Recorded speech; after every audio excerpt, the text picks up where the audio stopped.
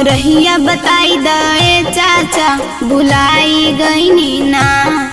कौनो रहिया बताई दे चाचा भुलाई गईनी ना। भुलाई गईनी ना ए चाचा भुलाई गईनी ना। भुलाई गईनी ना ए चाचा भुलाई गईनी ना। कौनो रहिया बताई दे चाचा भुलाई गईनी ना। कौनो रहिया बताई दे चाचा भुलाई गईनी ना।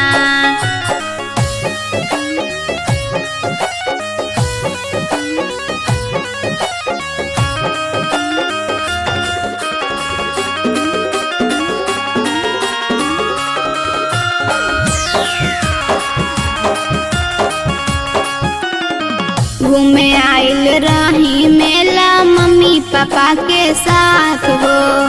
भीड़ रहे मंदिर में भारी छूट गईल हाथ हो।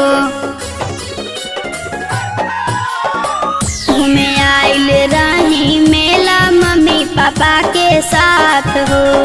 भीड़ रहे मंदिर में भारी छूट गईल हाथ हो। ऐसन साजा काहे बोला दुर्गा माई पैनी ना।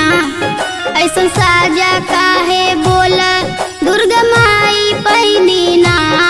कौनो रहिया बताई दे चाचा भुलाई गईनी ना। कौनो रहिया बताई दे चाचा भुलाई गईनी ना।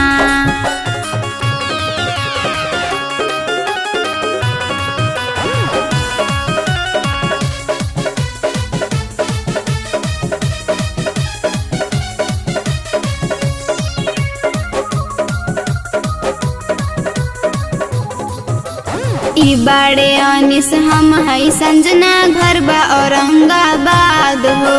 संजय सिन्हा हा पापा के नमवा आवेला घर के याद हो। ई बाड़ी संजना हम है अनिस घर बा औरंगाबाद हो। संजय सिन्हा हा पापा के नमवा आवेला घर के याद हो। दीपक गुलशन भैया अबले कुछो खैनी ना। दीपक गुलशन भैया अबले कुछो खैनी ना।